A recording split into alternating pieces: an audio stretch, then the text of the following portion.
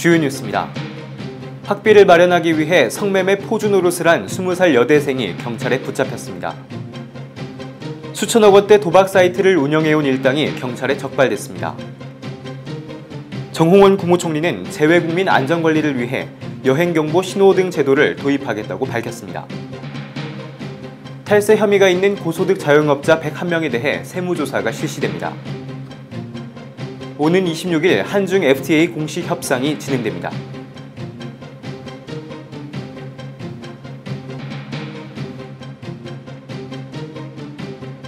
부산 서부경찰서는 성매매를 알선하며 포주 노릇을 한 20살 여대생 A씨와 성매매를 한 B씨 등 2명을 불구속 입건했습니다. 경찰에 따르면 이들은 인터넷에 마사지 광고를 내 이를 보고 연락해온 남성들을 상대로 성매매를 한 것으로 드러났습니다. 경찰 조사 결과 A씨는 부산의 한 대학교 2학년에 재학 중인 것으로 밝혀졌으며 부모의 이혼으로 혼자 살면서 학비를 마련하기 위해 이 같은 일을 벌인 것으로 드러났습니다. 경북지방경찰청은 수천억 원대의 인터넷 도박 사이트를 운영한 혐의로 76살 B씨 등 3명을 구속하고 필리핀에 있는 B씨의 아들 등 6명을 찾고 있습니다. 경찰에 따르면 B씨 등은 지난 2012년부터 2년 동안 필리핀에 사무실을 두고 필리핀 현지인을 딜러로 고용해 바카라와 블랙잭 게임을 인터넷으로 생중계하는 방식으로 도박 사이트를 운영한 혐의를 받고 있습니다. 경찰 조사 결과 이들은 4만 명에게서 3,600억 원의 판돈을 받아 3%의 딜러비를 떼는 수법으로 100억 원의 부당이득을 챙긴 것으로 드러났습니다. 경찰은 경기도 수원에 있는 B씨의 집에서 28억 9천만 원을 압수해 국고로 귀속시키고 필리핀 정부와 형사사법 공조를 통해 나머지 공범을 찾고 있다고 밝혔습니다.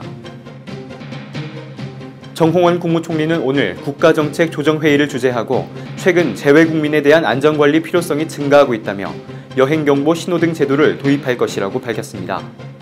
또 여행 위험지역에 대한 사전 징후 파악과 재외국민 사건 사고 예방에 초점을 두고 여행 상품 판매 시 안전정보 고지와 SNS를 통한 홍보 등 안전관리를 강화해 나갈 것이라고 말했습니다. 국세청은 고의적이고 지능적인 방법으로 소득을 탈루하고 이 돈을 금융상품에 투자하거나 불법 도박 자금으로 쓴 혐의가 있는 고소득 자영업자 101명을 대상으로 세무조사에 착수합니다. 조사 대상은 위장 법인을 만들어 가공 원가를 부풀린 운송업자나 현금 수입을 차명 계좌를 이용해 탈루한 의사, 편의시설을 갖춘 이른바 테마형 모텔을 운영하면서 현금 수입을 탈루한 혐의가 있는 숙박업자 등입니다.